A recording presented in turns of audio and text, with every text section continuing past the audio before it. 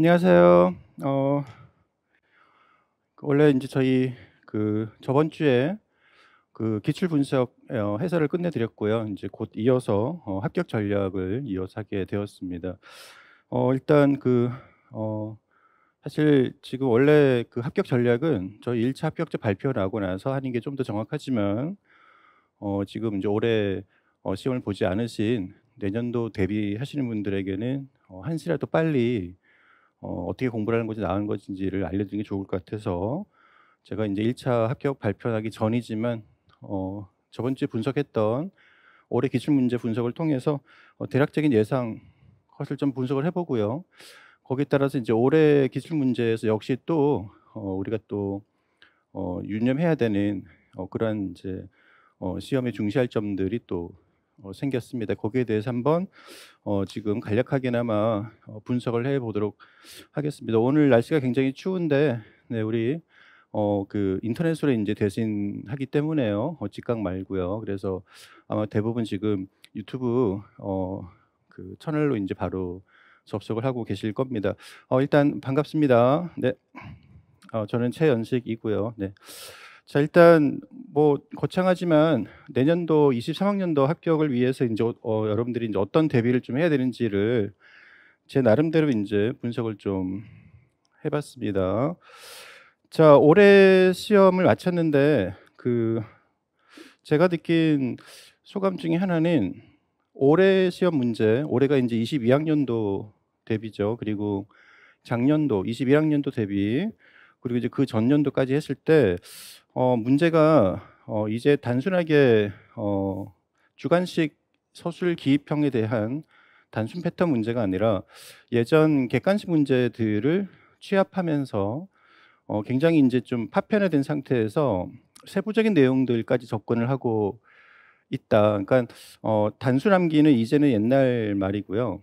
단순 암기가 바탕이 된 상태에서 보다 더 철저하게 응용 복합 심층형으로 인제 접근을 해야 되는 것이 인제 확실해졌습니다. 그래서 저는 그거를 올해 시험 보고 나서 느낀 점이, 재작년, 작년도 그런 느낌이 있었는데요. 쪼끔 더 명확해진 게 나노라는 단어가 좀 많이 떠올랐습니다. 이 나노가 우리 왜 보통 산업체에서 많이 쓰는 그런 용어죠. 이 그리스어 난장이라는 뜻으로서 사실 10억 분의 1 미세 단위를 지칭하는 용어입니다. 이게 뭐 우리 미술하고 무슨 상관이냐, 그죠? 네. 근데 인제 저는 지금 이 문제들을 볼 때 어 굉장히 좀 미세하게 접근을 해야 되는 그런 문제들에서 점수가 갈라지고 있다라는 것을 명확하게 느끼기 때문입니다. 뭐 우리 머리카락 굵기의 10만 분의 1이 1 나노거든요. 뭐 저희가 뭐 사실 그렇다고 해서 이 모든 미술 지식들을 이렇게 뭐 나노급으로까지 세분화시켜서 봐야 되느냐? 그건 아니지만, 저희가 인제 점수권에 대한 분포에서 상위권으로 올라가기 위해서는, 그리고 최소한 1차 합격 컷을 통과하기 위해서는 최소한 이런 학습 전략의 어떤 마음가짐이 필요하다라는 의미에서 드리는 상징적인 용어입니다. 나노 학습을 해야 된다라는 건데요. 어 여러분들이 인제 뭐 요번에 시험을 보신 분도 계실 거고요. 이제 곧 내년이죠. 인제 내년 1 월부터 준비를 새로 해야 되는 분들 계실 거고요. 다양한 분들이 계실 겁니다. 일단 1년 단위가 최소 단위라고 치면, 내가 그전에 임용 공부를 전혀 안 한 상태에 시작하는 최소의 우리 학습 시간은 내년 1 월부터 정식 수업이라고 친다면은, 여러분들이 인제 11월 마지막 주 토요일 날 시험 보기까지에 대략적으로 인제 11 개월에서 12 개월 사이, 1 년이 안 되는 시간이죠. 자, 이제 그 시간 동안 여러분들이 해야 되는 모든 것들은 사실 지금 제가 패턴 학습법이라고 되어 있는 요 내용이 사실 필수입니다. 뭐 다들 아시겠지만, 이 강의를 통해서 여러분들이 인제 전략적으로 이 시험에 인제 어떤 것들을 준비해야 되는지를 확인을 하시고 나서, 그 강의에서 배웠던 내용이 교재로서 인제 정리가 되어 있잖아요. 자, 이 교재는 인제 강사들의 교재일 겁니다. 저는 이 교재가 아시다시피 여기 보시면은 이렇게 인제 총 4 권에다가 인제 역대 기출 문제 분석까지 치면은 인제 5 권, 그리고 인제 기본 이론서가 또 있죠. 그러면 6 권이 될 텐데요. 여기에서 역대 기출문제 분석을 뺀다면 사실 요 네 권 자체가 표현 파트, 서양미술사, 동양미술사, 그리고 그 교과 교육 교수법에 있는 미학 비평입니다. 그죠? 자, 이제 그것들이 교재에 들어가는데요. 자, 이게 사실 교재 내용 자체로도 물론 충분하지만 지금 제가 나노 학습이라고 말씀드리면서 이 최근의 문제들을 분석해 보면 이 강사들의 교재 자체는 사실 이게 매년 그 시험 문제 따라서 이제 그 범위가 그리고 깊이가 깊어지고 넓어지고 있습니다만 한계가 있습니다. 왜냐하면 강의는 일주일에 하는 수가 제한이 돼 있잖아요. 그래서 저 같은 경우도 좀 꽤 많이 합니다만 내용 정리를 하는 3, 4월 달에 이제 주 이틀씩 해서 총 12주 강의를 함에도 불구하고 여전히 새로운 내용들이 계속 나오고 있는 추세다라는 거죠. 그거를 모두 다 강의에 다 넣어서 강의하기에는 여러분들도 부담이 크고 저 역시도 이게 끝도 없어요. 그래서 예전에 비해서는 확실하게 강의 수가 늘어난 것은 늘어나긴 했습니다만 여러분들 그걸 받아들이는 입장에서 보면 학습 양이 정말 상당해야 되고요. 학습해야 될 거리도 상당해야 되는데 제 교재를 기준으로 말씀드리면은 아까 보여드렸던 이론 정리 4권의 교재가 시중에 있는 이 필독서들을 축약시켜 놓은 거예요. 그런데 올해 기출, 작년 기출, 재작년 기출 문제를 보시면 이 필독서들의 이 범위와 영역이 그리고 깊이가 점점점 더 넓어지고 있다. 그래서 이제 이런 것들을 종합하자면 해가 갈수록 공부할 분량들은 많아지지만 우리는 그러나 많아지고 깊어지고 있습니다만 그 흐름상 시험에 나올 만한 것들을 예측하고 분석하는 능력이 더해진다면 오히려 그 넓고 깊은 내용들 중에서 올해 문제처럼 그리고 이제 작년도 그렇고 매년 그랬습니다만 사실 수업 때 이거 나올 거예요라고 강조한 것들이 사실 굉장히 많이 나왔거든요. 근데 이제 그 중에서 나왔다라고 했을 때 그 중에서 좀 더 나노급으로 더 깊이 있게 더 융합 복합적으로 문제 낸 것들까지는 여러분들이 이제 수업 때 얘기 못한 부분까지도 있다라는 거죠. 이제 그런 것들을 포괄적으로 얘기를 하는 겁니다. 그래서 이런 강의와 교재로서 정리된 것들이 실제 이제 매년 올해도 교과서 문제가 나왔죠. 교과서 문제가 매년 나오고 있는데 교과서에서는 이제 어떻게 녹아 있는지를 한 번씩 확인을 하고 나서 이 필독서에 대한 이제 재정리 및 그 심층 정리가 필수입니다. 이 필독서는 사실 공부할 필독서의 어떤 종류는 딱히 정해져 있는 게 아니에요. 예를 들어서 이제 큰 대형 서점에 가거나 우리가 이제 관련된 서점들을 이 인터넷으로 검색했을 때 나와 있는 그 모든 필독서들이 전부 다 시험에 나올 수가 있다라는 것인데요. 사실 이 필독서에 대한 것까지만 보더라도 여러분들이 이제 제가 한번 이 책들을 가지고 왔습니다. 자, 이게 지금 보이나요? 네. 여러분들이 사실 올해 시험에 나왔던 것들을 종합해 볼 때요. 지금 사실 이번에 나온 것들 위주로만 제가 추려보면 필독서가 요 정도예요, 벌써. 그죠? 이 양이 상당하죠. 제가 이제 저번 주에 기출 분석에 따른 설명할 때 이제 간간히 설명을 드렸었는데요. 이 부분에 대해서는 이제 자세한 언급들은 추후 다시 한번 설명을 하도록 하고 어쨌든 이 많은 필독서들이 해마다 여기서만 나온다. 그러면 그나마 다행이지만 이거는 또 올해 주로 나온 필독서들이에요. 그렇다면 작년에 나온 필독서가 있을 거고요. 또 그 전년도에 나온 필독서가 있겠죠. 물론 이 중에는 이제 중복되는 것들, 예를 들어서 이제 이 박희락 씨의 이런 미술 비평서 올해 다시 또 2문제 정도 나왔죠. 그리고 이제 매년 요즘 굉장히 이제 부각이 되고 있는 용어 사전 시리즈에서 특히 이제 서양 미술 시리즈 및 종합적인 용어에서 요 2권 아마 대부분 다 갖고 계시겠지만 이것도 이제는 완전 필수가 되어 버렸습니다. 그죠? 그리고 이제 이런 한국 회화서 용어집이나 뭐 조각사라든가 기타 미술과 교재 연구 등등등 제가 뭐 일일이 거론하지 않더라도 올해 시험에 좀 한국 미술사에서 이제 어떻게 보면은 그동안 잘 안 나왔지만 처음으로 나오기 시작한 한국 미술사라는 클릭 요 교재 같은 경우는 필독서죠. 이런 경우들은 또 다시 또 부각이 되고 있는 필독서인데요. 사실 이런 걸 제가 보여준다고 해서 이게 내년도에 또 여기서 나오느냐? 확실히 나온다면 차라리 다행이지만 이 시험은 그렇지가 않습니다. 그동안의 갈래를 보면은 한국 미술사가 올해 여기서 나왔어요.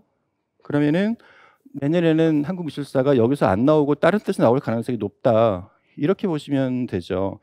교수법에서 잘 나왔던 미술과 교재 연구 및 교수법 같은 경우도 재재작년에 여기서 좀 언급이 됐다가요. 한번 건너뛰고 다시 또 올해 이제 좀 부각이 된, 그래서 이제 출제가 된 케이스라 보시면 되는데, 이런 것들을 토대로 볼 때 저희는 이 많은 필독서들, 그리고 제가 아까 보여드렸던 그 교재, 그리고 이제 올해 또 이 교과서에서 또 활용이 돼서 문제가 나왔죠. 여러분들 알고 있는 이 토레스의 사탕 쌓는 그 도판이 바로 굉장히 상세하게 이제 이쪽 안에 실려 있다라는 거죠. 요거 뒤에서 이제 분석을 하겠습니다만, 요런 내용들을 보면 저희가 과연 이 많은 책들을 어떻게 짧은 시간 1년 안에, 혹은 다시 이제 하더라도 또 내가 놓친 부분들에 대해 샀을 때 어떻게 정리를 할 것인가. 요 순환 관계는 뭐 완전 몸에 이제 익어야 되는, 패턴화 돼야 되는 중요한 순환 학습입니다만, 강의와 교재로서 다져진 기본 이론에 대한 지식 하에 교과서와 필독서를 보다 심층적으로 영역의 깊이를 넓혀 두고, 이제 그런 것들이 시험으로 이제 응용해서 어떻게 나오는지를 확인한 상태에서 다시 또 강의가 돌아가는 순환 구조가 핵심이 되겠습니다. 자, 저희가 그래서 이 시험에 나오는 유형들에 대해서 가볍게 분석을 해보자면, 사실 올해 기출 문항이 이제 각 단원별로 뭐 적게는 한 문항씩, 많게는 이제 네 문항씩이 나왔다고 치면, 그죠? 이런 문제들은 그 해당 단원에 대한 요목화, 그리고 그 시험에 나왔던 이 기출 문항에서 이제 언급되고 있는 용어와 단어들이 있습니다, 그죠? 이것도 이제 필수인데요. 그 단원의 특성에 맞는 그 용어들에 대한 정리, 이 정리라는 것은 이제 철저하게 개념부터 분석을 하고요. 그 용어의 이제 기원이나 출처 같은 것들이겠죠. 자, 그렇게 해서 이제 심층 용어까지 연합해서 본다면, 단어 정리는 필수 단어에 대한 개념이라 보시면 되고요.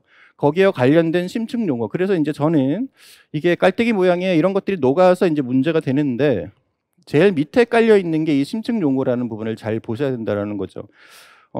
올해 나왔던 대부분의 문제들의 특징이에요. 우리 서술형 같은 경우 문제를 든다면, 예를 든다면 4점을 기준으로 해서 그 속에 단어를 묻는 기입형이 2개 내지는 많게는 3개, 그리고 이제 서술을 요구하는 것이 이제 1가지 혹은 2가지, 이렇게 이제 나오고 있는 추세다. 확실한 것은 서술형이라는 이 틀 자체가 이제는 의미가 없어졌어요. 그래서 올해 전체 문항을 분석을 해보면, 이 심층 용어 혹은 뭐 기본적인 용어도 나왔죠. 먹의 종류 같은 것들 보면 그런 건 정말로 철저하게 기본이고요.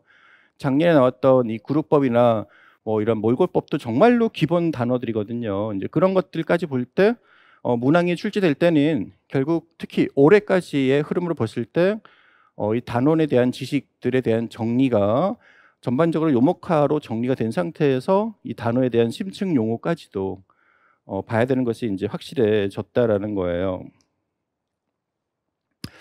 제가 이제 예를 하나 들어 보이겠습니다. 이게 이제 다 아시겠지만 올해 나왔던 기출 문제, 요셉 보이스의 이 지방 덩어리 의자하고요. 그리고 이제 이 무제라는 작품, 곤잘레스 토레스라는 작가의 이제 자기 애인에 대한 어떤 추모를 바라면서 이제 사탕들을 쌓아놓은 거죠. 요 2개 작품은 저희가 이제 미술사에서 보면, 사실 이 무제라는 작품은 현대미술사에서는 필독서에서는 언급을 하고 있지 않아요. 알겠죠? 그렇지만 이제 요셉 보이스는 워낙 중요한 인물인데다가 이 특히 그가 갖고 있는 이 맥락적인 배경에서 핵심이 되는 저런 뭐 어떤 패턴이라든가 아니면 저런 지방이라든가 이런 그 아방가르드한 그런 소재에 대한 것들이 워낙 중요한 인물이기 때문에요. 미술사에서는 이제 굉장히 자주 다루고 있습니다. 자, 이 토레스의 작품이 아까 보여드렸던, 제가 지금 일단 한 권의 교과서를 가지고 왔는데요.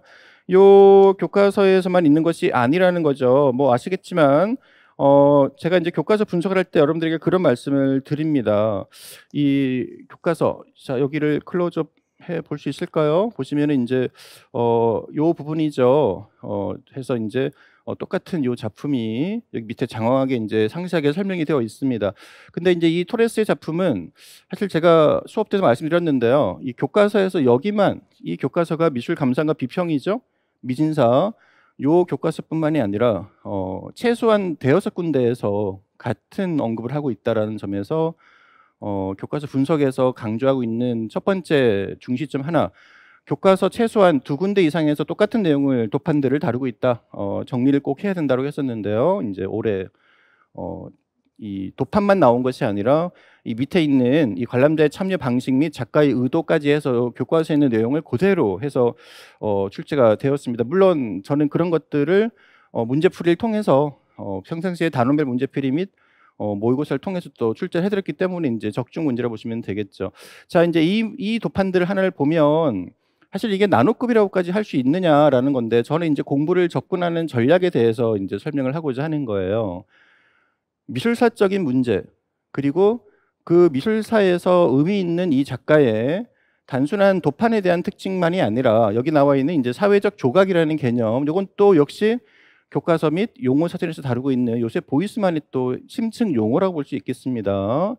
자, 그리고 이제 미술사에서는 도판상으로는 이제 중요하게 다루지 않지만 교과서에서 언급을 하고 있는 또 중요한 이런 도판과 작가의 의도 같은 경우는 이런 상징 같은 것들이나 작가의 어떤 그 미술에서 보여주고자 했던 표현에 그저 깊이 있는 그런 그 의도, 배경 이런 것들을 여러분들이 포괄적으로 정리를 해야 된다. 그러면 이거는 사실 나노적으로 접근을 해야만 풀 수 있는 문제다라는 거죠.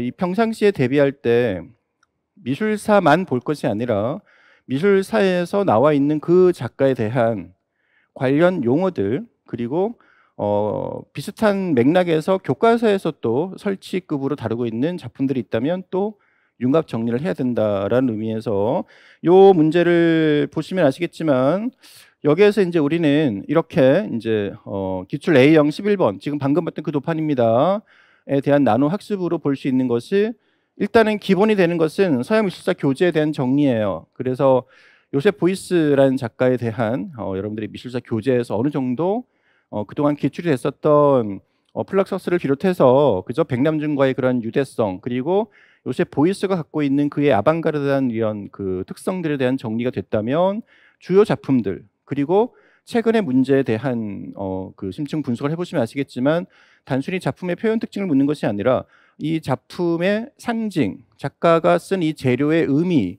작가가 왜 이것을 이렇게 쓰게 되었는지 그러한 의도, 이런 것들이 복합적으로 다 깔려 있다라는 거죠. 그렇다면 이제 그런 것들은 사실 미술사 책 한두 권에서 보기에는 깊이가 좀 떨어집니다. 우리 미술사 책만 해도 상당히 많죠. 교재가 있을 거고요. 그리고 시중에 있는 또 젠슨을 비롯해서 여러 가지 미술사 책들이 있는데요. 그런 것들을 봐도 사실 아까 봤던 그 지방에 대한 그런 상징이 자세하게 설명이 딱 되어 있지가 않아요. 그렇다면 또 여러 권을 봐야 되잖아요. 그죠? 그리고 용어 사전에서 또 작가 인명을 찾아보시면 거기에서 또 보이스에 대한 이런 그 작가의 평상시의 재료에 대한 소개를 하고 있습니다. 이런 것들을 복합적으로 봐야 된다. 그래서 이제 그런 것들이 시험에 나올 수 있는 것을 우리는 또 먼저 예측을 해야 되기 때문에, 기출문제에서 역대 플러석스라는 문제가 나왔던 것들을 분석을 해보면 거기에서 이제 요셉 보이스가 또 언급이 되고 있다라는 거죠.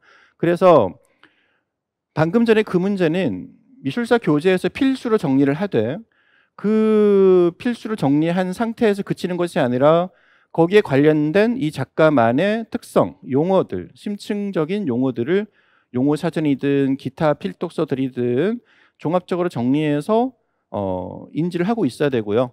그리고 이제 이것이 시험에 나올 수 있는 가능성이 높은가 아닌가에 대해서는 또 기출의 흐름상으로 충분히 나올 수 있겠구나 판단을 하시고, 그리고 이제 이 도판이 교과서적으로 의미가 있는가를 봤을 때 사실 요셉 보이스도 교과서에 안 나오는 데가 거의 없죠. 물론 그 지방 의자도 도판이 나왔습니다만, 뭐 그 도판 포함해서 아까 봤던 이 곤잘레스 토레스의 사탕 같은 경우를 마찬가지로 볼 수가 있겠습니다. 그래서 여기에 보시면 나머지 동글동글한 부분들이 과연 이제 어떻게 채워져야 되느냐, 제가 이제 큰 것들만 적었습니다만 이 작은 동그라미 속에는 이제 뭐 심층 용어에 대한 정리, 그리고 이제 이 작가에 대한 혹은 그 작품에 대한 이 그 또 관련 용어들, 분석들, 상징들을 다 이 동그라미 속에서 이제 확인할 수가 있다. 이런 것들이 다 이제 어우러져서 바로 올해 나왔던 그 문제가 나온 것입니다. 그래서 사실 그 문제는 뭐 충실하게 이런 원리에 따라서 정리를 잘하신 분들은 대부분 다 4점을 가져갈 수 있는 문제였다라는 것인데요.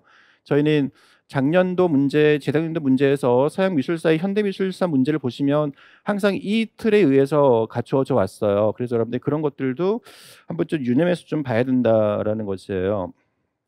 자, 제가 올해 이제 문제풀이를 쭉 저번 주에 하면서 이제 느낀 점은 올해 역시 또 제가 이제 적중을 한 것을 확인할 수 있었는데요. 아마 저하고 내용 정리부터 해가지고요, 이론 정리, 다른별 문제풀이의 3월 달부터 해서 11월까지 이어졌던 모의고사까지 푸신 분들은 올해 역시 또 제가 적중한 걸 알 수 있을 겁니다. 여기서 얘기하는 적중의 의미는 뭐 100% 적중만을 얘기하는 것은 아니에요. 이제 올해 이쪽에 나올 수 있다, 가능성이 매우 높으니까 정리를 해둬라 했을 때 그 부분에 대한 정리가 딱 예측이 맞아 떨어져 나온 것까지 있고요. 뭐 올해 상강 기법의 승목 같은 경우는 실제 문제 냈던 도판 및 내용이 그대로 나온 거기도 하죠.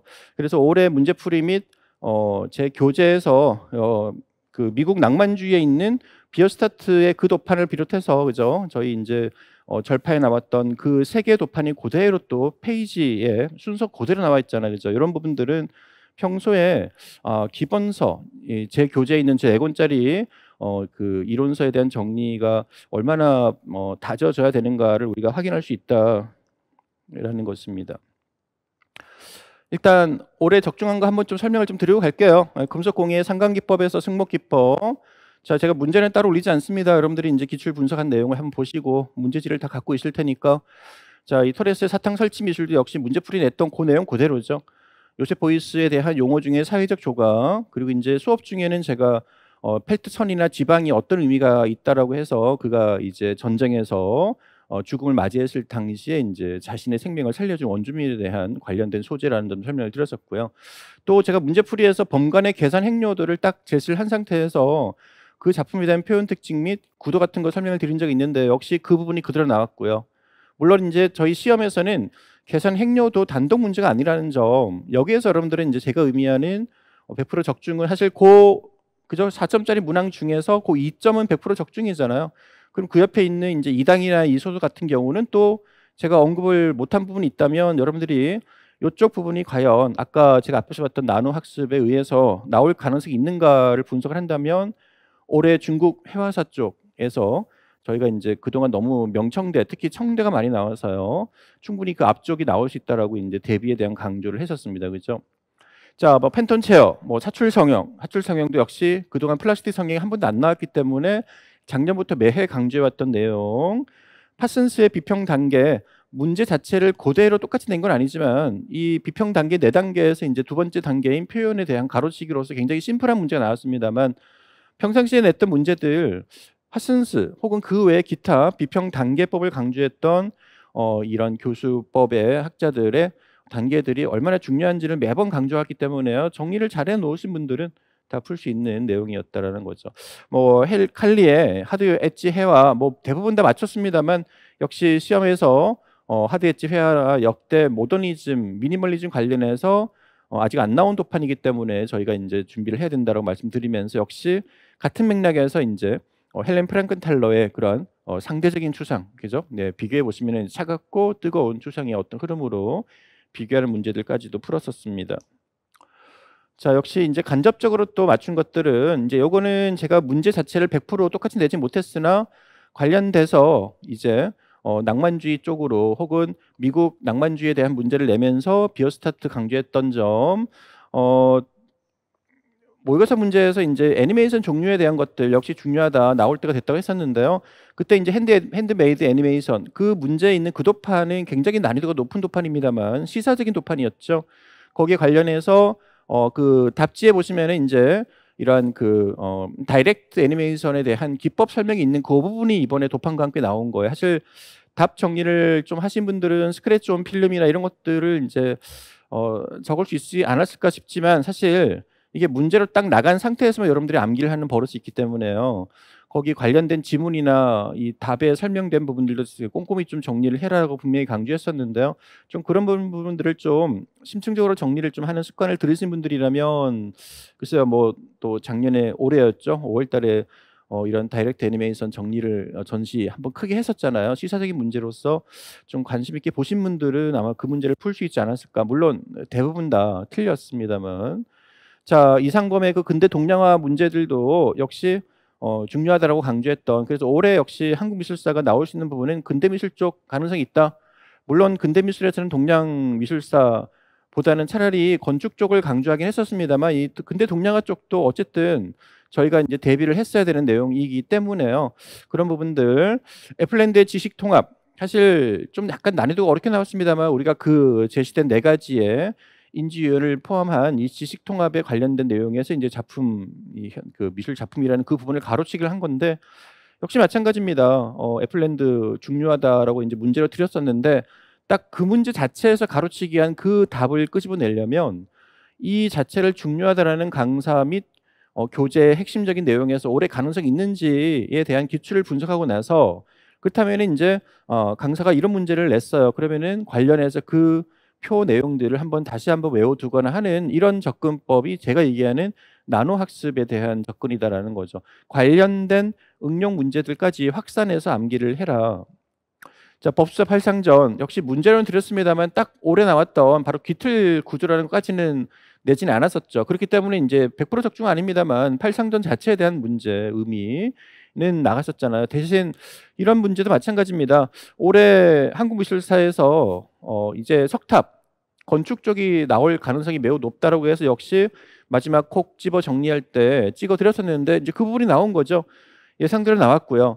다만 이제 팔상전을 그렇게 깊이 있게 냈다. 그러면 여기에서 그 깊이라는 것은 아까 얘기한 나노 학습적으로 본다면 바로 이제 그 깔때기 모양의 그 나노 학습으로 본다면 제일 아래쪽에는 이제 사실 그 심층 용어의 귀틀 구조라는 용어까지 접근을 해야 되는 측면이 있었습니다. 상당히 어려웠죠. 그래서 이제 그 부분에서는 이제 이번에 나왔던 게 클릭 한국미술사였는데요. 여기에서 이제 이상범을 비롯해서 요 8선도까지 두 개의 문제가 나왔다는 것은 이런 부분들까지도 이제는 훑어봤었어야 된다라는 거예요. 그죠? 근데 저희가요, 이제 여기서 명심할 점은, 자, 과연 이 법수사 팔상전이 나올 가능성이 있는 파트인가부터 접근해야 되는 거예요. 그죠? 그렇다면 한국미술사의 기술문제 흐름을 쭉 본다면 올해는 만약에 이제 전통미술 조선시대까지를 만약에 추려 본다면 충분히 나올 수 있었다라는 거. 그래서 이제 저희가 크게 분류를 해보면은 건축 파트와 석탑 파트, 그리고 이제 불상 파트, 회화 파트, 뭐 이렇게 또 볼 수 있고, 근대미술, 현대미술을 볼 수 있는데요. 작년하고 재작년에 나왔던 것들에 대한 흐름을 보신다면은 작년에 특히 불상이 나왔고, 그죠? 그리고 이 조각이잖아요, 그죠? 그렇기 때문에 이제 그쪽은 가능성이 없다라고 해서 이제 저희가 제껴놨잖아요. 그런 의미에서는 올해 석탑 충분히 가능성이 있었다. 그렇다면 이제 석탑 쪽에서는 어느 쪽이 나올 것이냐? 아직 본격적으로 안 나온 것 중에 팔상전이 있었고요. 굉장히 중요하다라고 이제 의미를 강조했었습니다. 그 외 통일신라에 대한 탑들을 좀 더 심층적으로 분석해야 되지 않을까, 이렇게 접근했었는데요. 예, 나왔어요. 그렇다면 팔상전이 중요하다는 것을 파악하고 교재만 암기하신 분이 계실 거고요. 문제풀이에 나왔던 그 팔상전의 의미와 특징만 암기하신 분이 계실 거고요.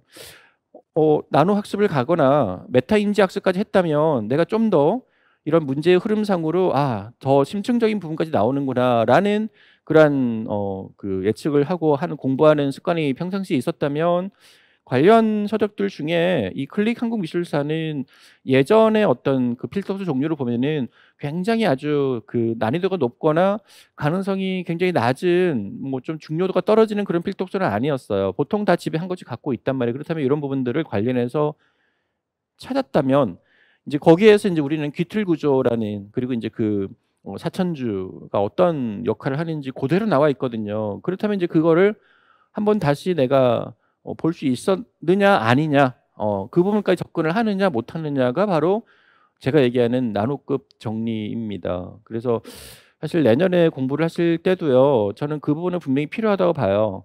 제가 올해 어떤 부분이 나올 거예요라고 찍어주는 거는 굉장히 아주 실제 나왔을 때 올해 풀어보시면 아시겠지만 굉장히 근접했어요. 그러면 그 부분 중에서 딱히 어디다라고 또다시 찍어준다면 사실 뭐 저도 신이 아닌 이상, 그리고 여러분들이 그런 것들까지 만약에 전부 다 제가 내드린 대로 싹 다 외우라고 하면은 아마 공부를 못 하실 겁니다. 예측한 대로 싹 다 문제를 만들어 드린다면은 그 양이 어마어마하거든요. 그죠? 그렇기 때문에 공부의 방법적인 부분에 있어서 강사가 중요하다고 찍어진 그 부분, 그리고 문제를 만들어서 낸 그 부분에 관련해서 나눗급으로 접근을 하자 해서 이제 관련 필독서들을 죄다 뒤져보고 용어 사전 죄다 뒤져서 관련 용어들 중에 혹시 강사가 얘기 못한 용어들이 있다면 기입을 해놓고 적어놓고 시각의 차이니까요, 그죠? 그리고 이제 강사들이 모든 걸 다 찍어줄 수는 없잖아요. 대신 그 파트에 대한 방향성을 찍어줄 수는 있다라는 것입니다. 어쨌든 그렇게 좀 공부하는 게 필요하다. 올해 나왔던 파나 기호를 묻는 문제도요. 사실 이제 파나 같은 경우는 네 가지 판형에서 로테이션 관점에서 올해는 이제 실크 스크린 쪽에 공판 쪽에 나올 가능성이 있다. 네 가지가 돌아가면서 나오기 때문에요. 아니면 다시 예전에 나왔던 스타일대로 이 네 가지 판형이 나오는 게 아니라 잠시 스톱하고요. 파나 기호 혹은 이런 용어와 관련된 게 나올 것이다라고 두 가지를 추천해 드렸었죠. 찍어드리고 했는데 이번에 이제 용어가 나왔죠. 여기에 나왔던 기본 용어들 그리고 EA라는 이제 역시 기본 용어 중에서는 약간 응용이지만 역시 교재에 다 적혀 있는 그래서 이제 단순함기에 불과한 것들 그리고 이제 원본이 되려면 어떤 조건이 있어야 되느냐 이런 것들도 전부 다 언급했고 문제로도 나갔었습니다. 물론 너무나 쉬운 것들이기 때문에 문제로 따로 안 나간 것들도 있지만 사실 CP 같은 거는 또 나왔잖아요 이번에 그죠? 그런 것들이 이제 기본적인 용어이기 때문에 이건 사실 나눗급으로 보기는 좀 약하다 그죠? 자 맥피의 다문화 미술 교육 자 우리가 역시 제가 교수법의 이제 학자들 중에서는 포스트 모던 학자들 아까 얘기했던 애플랜드 그리고 윌슨 그리고 지금 얘기한 맥피 역시 기출에 나왔었기 때문에 순환 관점에서 올해는 가능성이 있다고 했었는데 맥피가 나오긴 했어요. 찍었죠. 그러나 맥피의 다문화 미술 교육을 보다 나눗급으로 심층적으로 분석을 해서 냈다라는 거죠. 이제 그 부분이 나왔던 것은 미술 감상 미술 비평 교육에 있는 요 부분 내용에 맥피 관련 내용 중에 해당된 게 나왔었다라는 거고요. 또한 맥피에 관련해서는 이 미술과 교재 연구 및 교수법에서 또 관련 내용이 그 안에 이제 수록이 되어 있는데 이 두 권의 교재가 이제 필독서가 종합적으로 이제 해서 맥피가 나올 것인가를 기출의 흐름으로 분석을 해서 나올 가능성이 높다. 그렇다면 교재에 있는 기본 필수 내용에 대한 정리가 잘 됐는지 그리고 문제로 나간 것들에 대한 것들 잘 정리가 됐다면 좀 더 깊이 있게 파고들어서 그 외에 최근에 잘 나오고 있는 문제 유형에 맞춰서 괄호치기 혹은 이 중요한 용어에 대한 개념이나 이 학자의 이론에 대한 개념의 한 가지 두 가지를 명확하게 적는 그 문장을 내가 적을 수 있을 것인가 이런 것들을 이제 접근을 해야 되는 게 바로 나눗급이다라고 이제 볼 수가 있겠습니다. 자, 제가 이제 저번 주에요 여러분들에게 그 올해 기출문제 분석을 해드리면서 대략적으로 제가 예측한 점수대를 알려드렸습니다. 올해 기출문제가 난이도가 글쎄요 뭐 작년 같은 경우 그리고 재작년 같은 경우 최근에 2, 3년치하고 비교를 한다면 저는 비슷한 급이라고 봐요. 처음에는 여러분들 시험 보고 나서 첫인상은 쉬웠어요. 그리고 이제 집에 와서 분석을 했을 때 점점 점수가 깎이고 정확한 답이 뭐냐 애매한 문항이 굉장히 많은 것을 확인했을 겁니다. 여전히 이 시험은 답이 공개가 되지 않는 시험이고요. 거기에 따라서 여전히 저도 궁금해요. 사실 기입형들 많잖아요.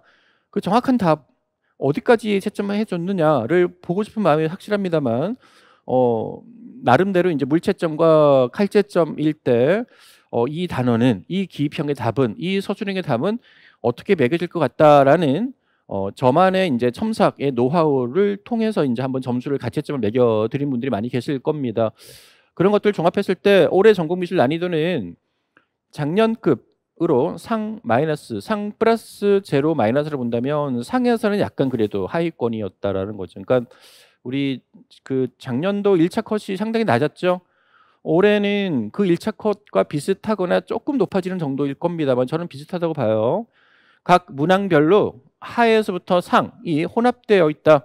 아까 얘기했듯이 먹 문제만 하더라도 송연목이나 유연목 같은 경우는 하잖아요. 그런데 그 번짐의 차이가 생기는 이유는 뭐냐? 이거는 역시 필독서에 있는 아교의 양 차이 때문에 그렇거든요. 그래서 이런 부분들은 사실 심층적으로 나눗급으로 접근을 해야 되는 거예요. 재료에 대한 탐구. 올해 문방사호가 나올 것이다라고 제가 또 추측을 해드렸어요. 그래서 먹 문제도 드린 적이 있죠. 다만 저는 그 악교에 대한 내용까지는 언급을 못 해드렸단 말이에요. 그죠? 그렇다면 여러분들이 마찬가지예요. 자, 그 문제 내에서 가장 기본적인 하에 해당되는 이점을 내가 가져가고, 그리고 문제에서 요구 파악을 했을 때 마지막 조건이었던 이 광택도는 누가 봐도 재료상으로 잘 분석을 해보시면, 추측을 해보면은 광택이 없다 많다가 딱 보입니다. 그죠? 송영무게 없는 쪽이니까. 그렇다면 4점짜리지만 지금 얘기했던 악유 요양에 따른 번짐의 어떤 차이가 있는 거에 대한 설명을 못 적었어도 3점을 가져갈 수 있으면, 제가 평상시에 모의고사 문제 첨삭을 할 때 한 2.5점이면은 그래도 이제 나름대로 잘했습니다라고 평가를 했잖아요. 그러면 3점이면은 만점은 아니어도 잘 보신 거예요. 그죠? 그러니까 이게 모든 문항에는 아마 내년에도 그럴 겁니다. 서술형 문항 4점에는 난이도가 기본 이론서에 있을 정도의 수준의 문제 난이도의 내용과 상이 혼합되어 있는, 그래서 이제 한 어렵고 난해한 처음 보는 거 정도를 하나 정도 묻고요. 중간급으로 한 문제 정도 묻고, 한 문제 안에서입니다. 그 나머지 한두 개를 이제 굉장히 쉬운 요소를 물을 수 있는, 요럴 가능성이 좀 높다라는 거예요. 자, 올해 그래서 1차 컷 예상을 제가 요거는 이제 교육학 플러스 전공을 합했을 때입니다. 60에서 65점 사이로 한번 저 나름대로 추첨해 봤어요. 올해도 맞췄으면 좋겠으나 뭐 제가 매년 맞추면 저야말로, 그죠? 네, 뭐 제가 신이 아닌 이상 그동안 좀 어떻게 좀 우연하게 잘 맞아왔는데요. 모르겠어요. 올해는 제 느낌상으로는, 그리고 저한테 이제 같이 좀 의뢰한 분들에 대한 것을 종합을 했을 때 60에서 65 사이 정도가 교육학 플러스 전공 플러스 1입니다. 올해 교육학이 어려웠다면서요. 맞습니까? 네. 작년보다는 훨씬 어려웠다고 하고요.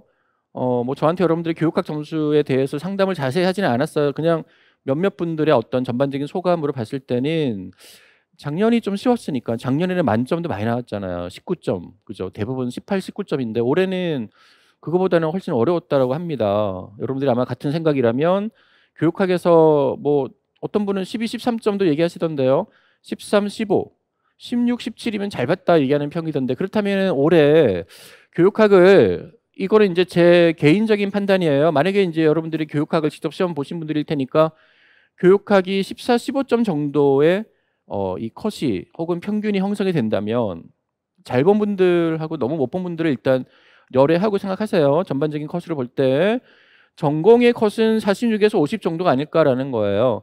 여기에서 이제 작년, 재작년, 올해까지 발생하고 있는 하나의 현상의 공통점이 있습니다.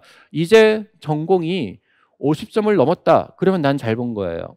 예전에는 55점을 넘었느냐, 혹은 그 전에는 우리 한 13, 4, 5, 6년 요 정도에는 전공은 그래도 60점을 넘으면 잘 봤다라는 평가를 받았거든요. 근데 점점 내려가서, 우리 특히 작년 굉장히 점수가 내려갔던 작년, 재작년 같은 경우 전공 점수만 그 40 중반이면은 이제 불합격 커트라인에 걸렸어요.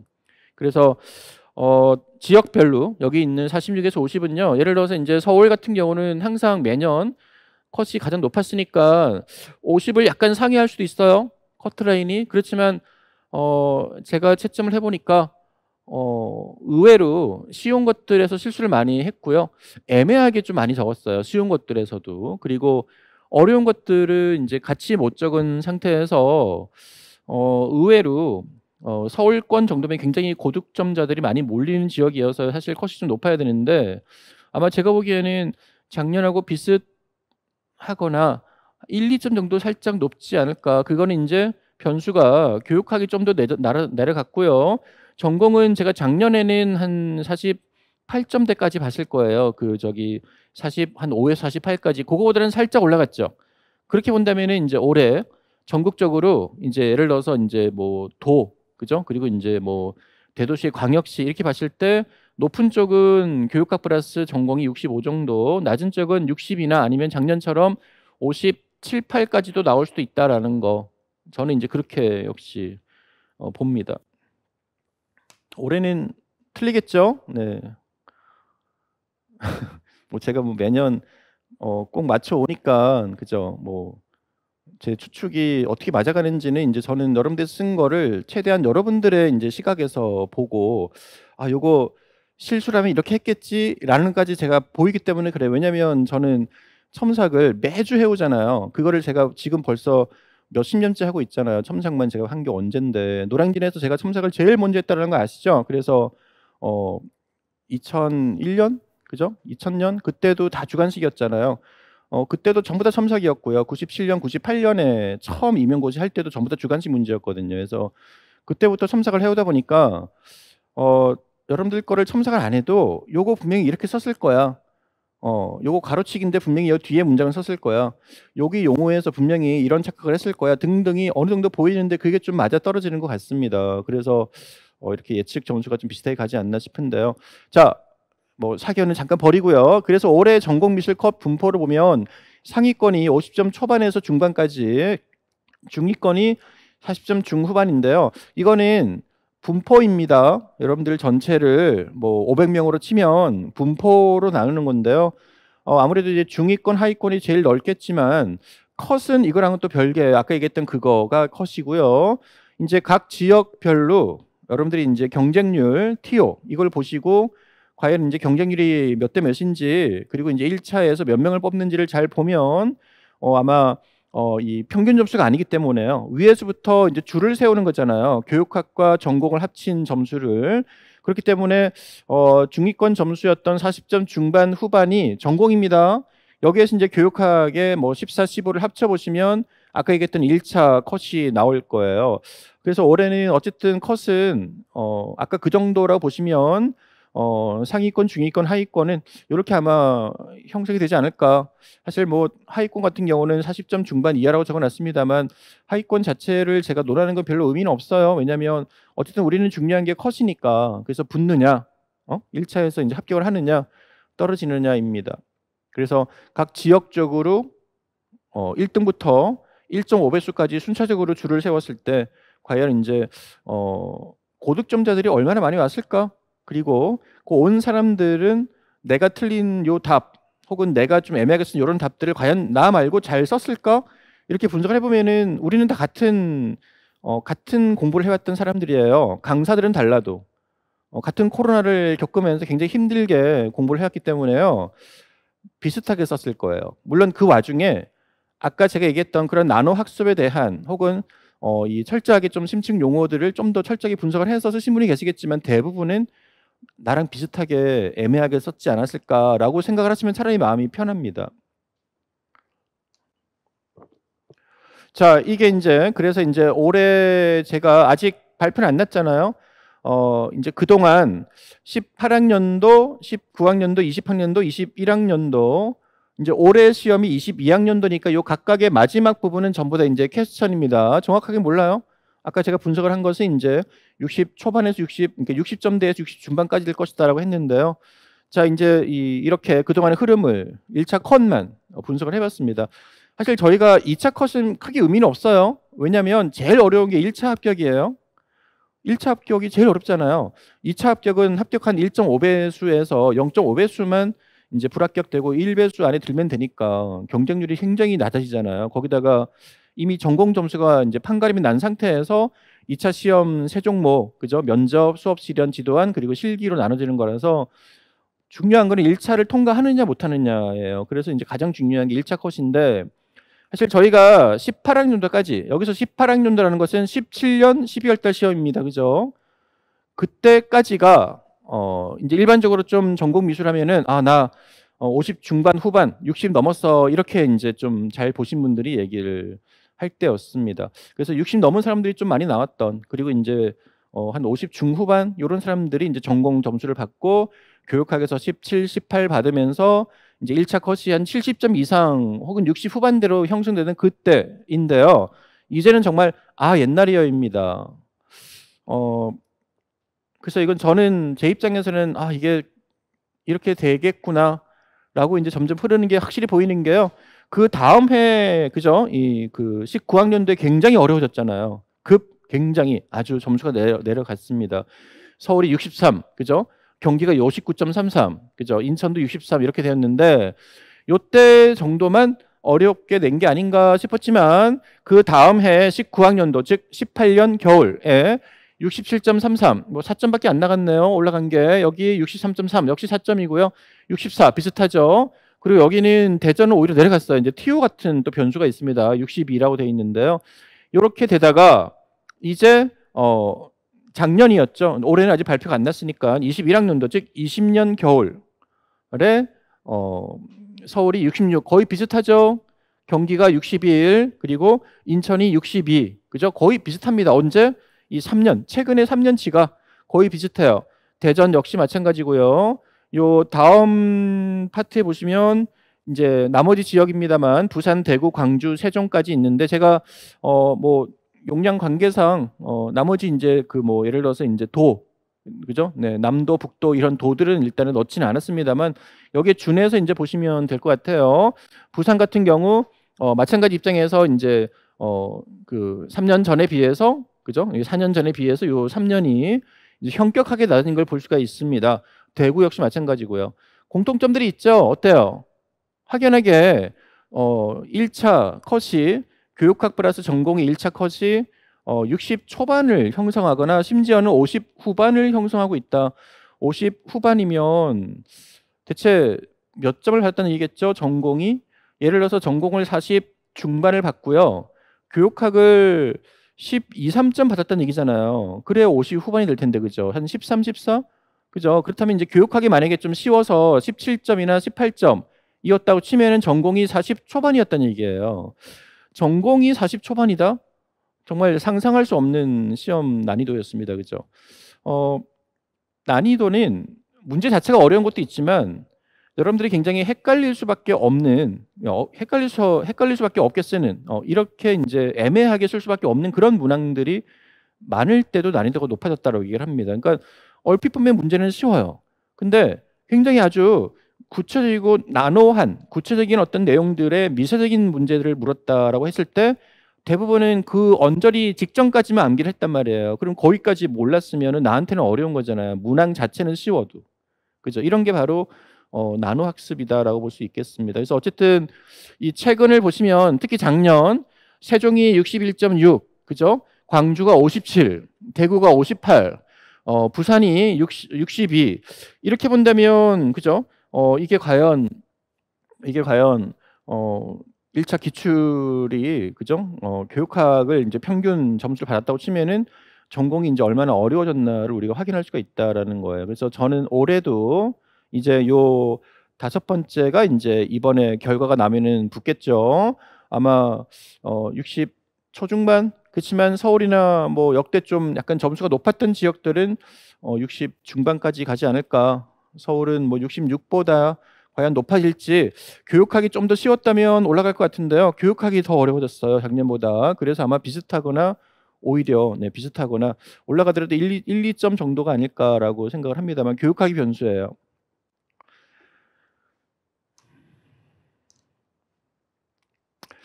자, 이 상위권자들의 점수를 한번 분석을 해보면 결국 이제 우리가 올해 시험에 대한 전반적인 예측을 통해서 이제 그렇다면 내년도는 어떻게 공부를 할 것인가. 그렇다면 중요한 게 내가 상위권자들을 분석을 해야 될 거 아니에요. 그래서 제가 이제 채점을 한 사람들 중에서 50점을 넘긴 혹은 50 중반 정도 물론 많지는 않았습니다만 그런 분들의 답을 보면 일단 난이도가 평이한 문제에서 정확한 정답률을 보이고 있더라. 자, 여기에서 이제 여러분들이 간과하면 안 되는 중요한 사실이 나옵니다. 이 시험은 70%가 평이했던 기본 이론 내용에서 나온다라는 거예요. 그러니까 이 평이한 내용은 여러분들이 꼭 알아야 되고 꼭 외워야 되는 이 1년 동안의 준비 기간 동안 각 단원별로 꼭 알아야 되는 가장 핵심적인 용어, 내용, 특징, 도판 이런 것들입니다. 근데 이제 그거가 쉬워요. 문제는 쉽게 나오는데 왜 여기서 정확한 정답률이란 말을 쓰느냐? 그렇다면 정확하지 못했기 때문에 점수가 깎였다는 얘기일 거 아니에요. 상위권자가 아닌 분들은. 네, 여러 가지 이유가 있습니다만 회독을 너무 오랫동안 안 해서 미처 알고 있는 쉬운 내용이지만 생각이 안 나는 거예요. 그리고 시험이라는 그 긴박한 그 상황에서 분명히 내가 안 읽고 며칠 전까지 외웠는데 갑자기 생각이 안 나는 거예요. 이건 이제 평상시에 훈련에 대한 얘기입니다. 평상시에도 여러분들 그래서 너무 안이하고 편안하게 수업을 혹은 내용을 암기하는 것보다는 어떤 그 실전 상황 같은 상황, 그 시험 상황을 연출해서 거기에 준하는 뭐 100%는 안 되더라도 거기에 준하는 그런 연습 시간을 충분히 많이 가져야 된다. 제가 그래서 여러분들에게 항상 매주 한 번씩 시험 보는 훈련을 꼭 해라. 물론 저는 거기에 맞춰서 시험 문제들을 단원별 문제를 보면서 모의고사까지 매주 첨삭을 해나가는 이유도 그러한 이유가 있다라는 거죠. 자, 어쨌든 난이도 평이한 문제에서 정확한 정답률이 일단 있었다라는 거고, 난이도 최상권 문항에서 다 틀려도 기본기에 충실했었더라인데요.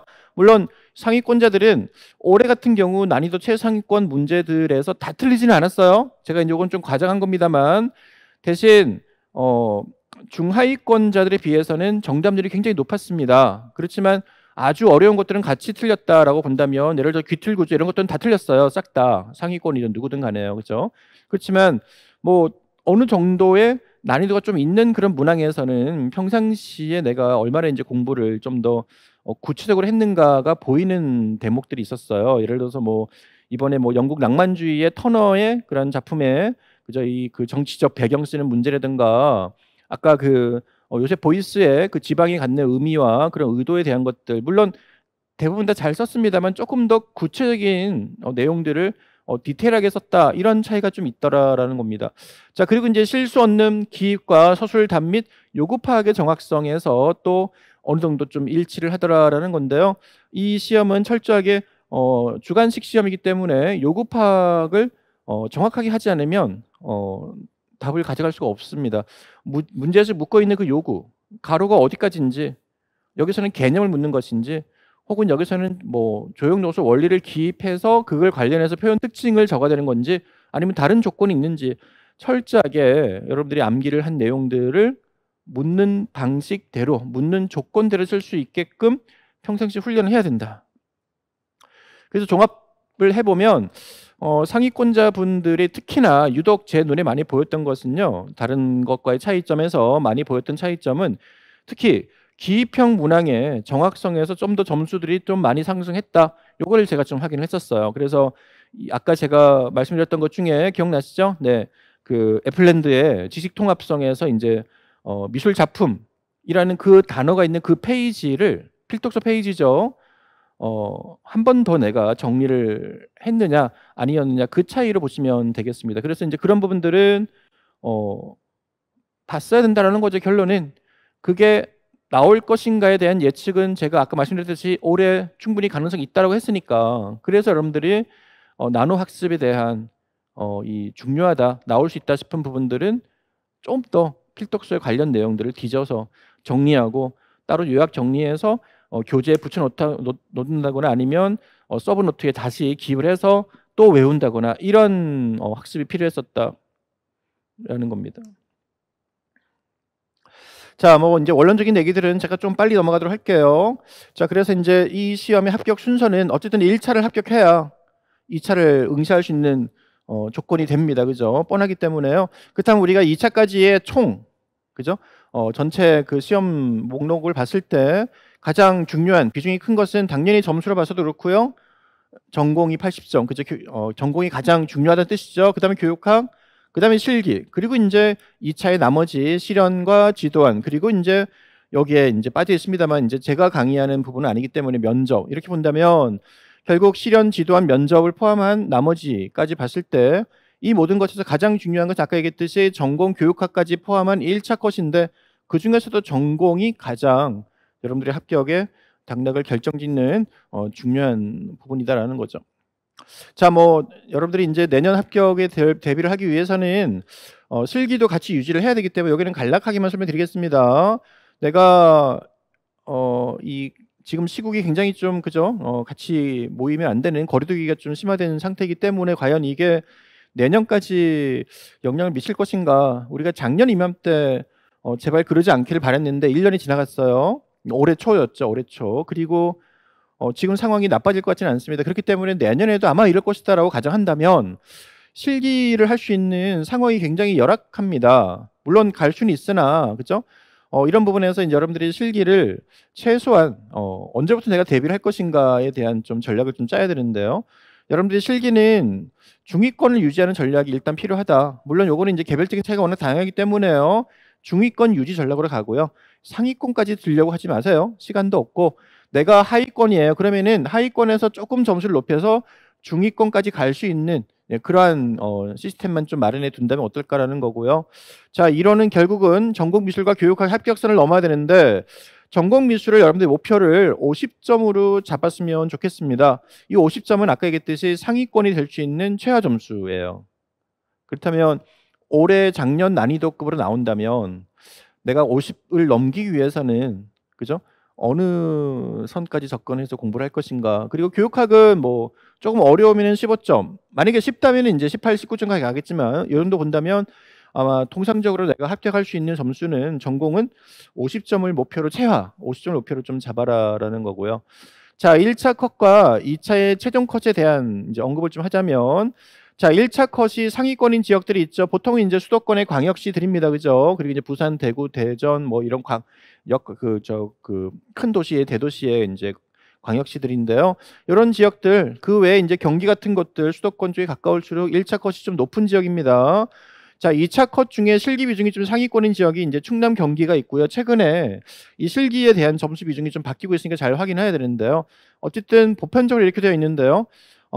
저희가 여러분들이 합격을 위한 전략을 짤 때는 결국 1차의 그 어려운 관문을 통과하고 나면 남는 것은 중요한 게 실기인데요. 제일 중요한 게 실기 때문에 떨어지는 그죠? 그런 억울한 경우를 당하면 안 되겠다입니다. 그렇지만 실기 점수로 1차 순위가 역전되는 가능성이 높은 지역이 바로 이 지역들이에요. 실기 점수가 높은 지역 있죠. 그리고 저는 여기에 서울도 넣습니다. 왜? 서울이나 경기가 다른 지역에 비해서 실기 점수의 그런 편차를 굉장히 좀 심하게 주는 지역이에요. 잘하시는 분과 못하시는 분의 차이가. 그래서 1차를 붙었다라고 안심하고 있다가 실기 때문에 역전당하는 경우를 많이 보게 되니까 그런 것들은 좀 주의를 해서 미리미리 좀 실기도 해야 된다라는 거죠. 자, 합격 전략을 짠다면 내가 만약에 실기가 하위권이다. 그러면 철저하게 1차 컷에 추가 점수를 더 많이 받는 쪽으로 가야 됩니다. 여기서 얘기하는 이제 1차 컷은요. 60점 초에 중반까지 얘기했던 아까 우리 1차 컷 얘기합니다. 교육학 전공 합쳤을 때 거기에서 플러스 최소 8에서 많게는 10점 이상 더 받는다면 나는 실기를 1차 합격한 사람들 중에 최고 꼴찌를 받아도 합격합니다. 이거는 제가 매년 봐왔어요. 단 한 명도 열애가 없었어요. 그래서 내가 실기할 좀 시간적인 여유도 없고 여러 가지 문제가 좀 있고 실기를 내가 예전부터 워낙 못했거나 안 해서 자신이 없다. 그러면 차라리 나는 실기엔 많은 투자를 하느라 몸도 힘들고요, 그죠? 여러 가지로 이제 어려움이 많을 바에는 차라리 올인을 이론에다가 해버리는 거예요. 그래서 1차를 어떻게든 고득점으로 붙고, 그죠? 참 제 말 잘한다라고 이제 하시겠죠. 고득점으로 붙는 것가 문제가 아니라 1차를 합격하는 것 자체가 어려운데 어떻게 고득점을 받느냐. 그래서 전략이잖아요, 그죠? 그래서 내가 실기를 정말 내가 자신 없다. 이 기초인데 이 기초를 내가 대체 어느 정도 중위권까지 늘리려면 일주일에 몇 번 해야 되느냐. 그거는 상상을 초월할 정도로 많이 하셔야 돼요. 사실은 실기가 어렵잖아요.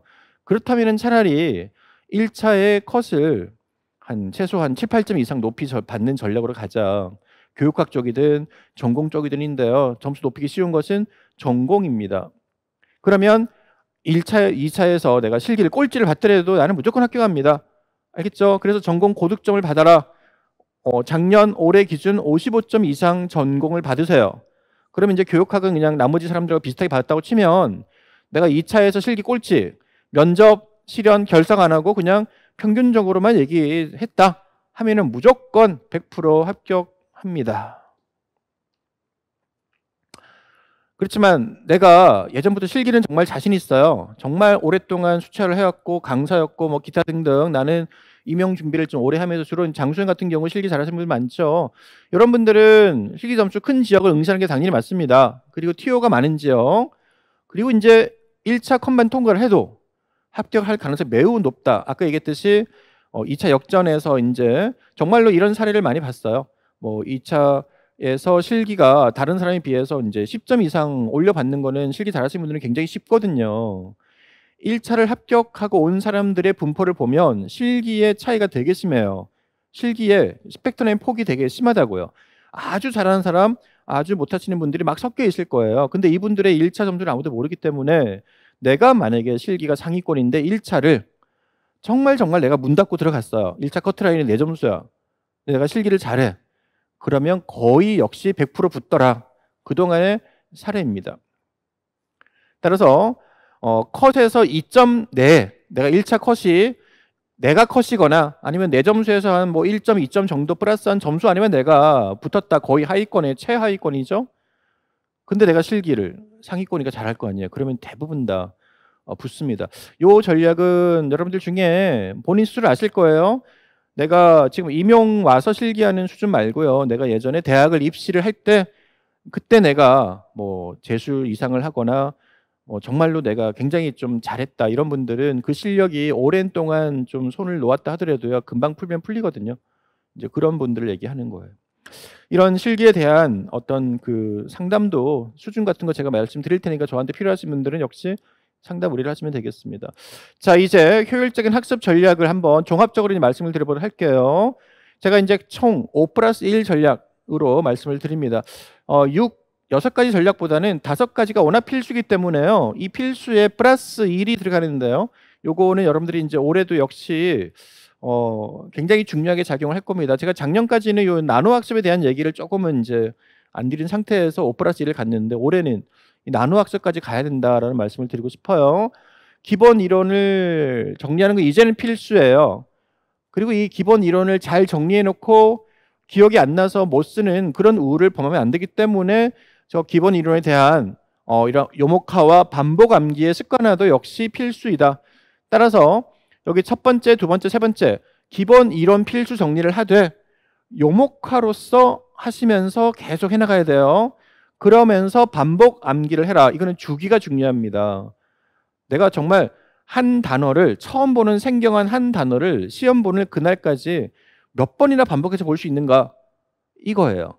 그래서 이제는 더 이상 보지 않아도 내가 하면은 이제 뭐라는 것을 너무나 이제 지겹게 잘 알아요. 그러면 이제 버리는 거예요. 그죠? 그 정도 될 동안 정말 내가 얼마나 많이 반복하고 봐야 되는가입니다. 물론 그 파트, 해당 파트와 그 용어와 그 내용의 이제 난이도에 따라서는 암기가 되는 그런 어떤 수준이 좀 다를 겁니다. 잘 암기가 되는 것도 있지만 잘 외워지지 않는 것도 있거든요. 요 1, 2, 3까지가 정말로 기본적으로 꼭 해야 되는 거고요. 이제 그것을 효과적으로 학습하는 방법은 눈으로만, 입으로만 외우지 마시고 손으로 쓰면서 확인해라. 이게 바로 이제 이 시험은 주관식 시험이기 때문에요. 객관식의 사지선다가 아니기 때문에 그렇습니다. 그리고 마지막으로는 이제 기출 문제들을 꼭 보면서 정리해서 예측을 해야 되는데 올해 역대 기출 문제에서 정말 많이 나왔어요. 작년에 역시 많이 제출했습니다. 그 전년도 마찬가지예요. 이게 보면 약간 해돌이 되고 있어요. 순환인데요. 최소한 2년 전, 3년 전, 특히 3년 전 이하까지는 꼭 확인해야 됩니다. 제가 막판에 10월달, 11월달에 이제 이론 최종 핵심 콕 집어 정리라고 해서 이제 6주 동안 정리한 수업에서 올해 파트별로 뭐가 나올 거예요 했을 때 공예 파트에서는 이제 금속공예, 지공예, 그죠? 그리고 뭐 아까 얘기했던 그런 사출 플라스틱 성형에는 아직 안 나온 것들에 대해 찍어드렸었잖아요. 그게 이제 그대로 나온 걸 보면 저도 기출 문제들을 통해서 예측을 한 거거든요. 아까 애플랜드 문제, 맥피 문제도 전부 다 역대 기출 문제에서 올해쯤은 나올 수 있는 그런 포지션이었다라는 거죠. 그런 것들이 기출 문제를 많이 보면 저뿐만이 아니라 여러분들도 충분히 예측 가능합니다. 그래서 기출 문제는 여러분들이 교재 그리고 기출 문제 얘네들은 당장 1월 달부터 항상 손을 들고 다니면서 분석하고 내용 암기하고 확인하고 이 부분이 어떻게 나오는지 또 확인하는 그런 중요한 파트다라는 거죠. 자, 이러한 5가지의 핵심적인 내용들이 토대로 된 상태에서 메타 학습 및 나노 학습을 해라라는 건데요. 사실 메타 학습은 뭐 쉽게 얘기해서 내가 이 내용을 정확하게 알고 있나?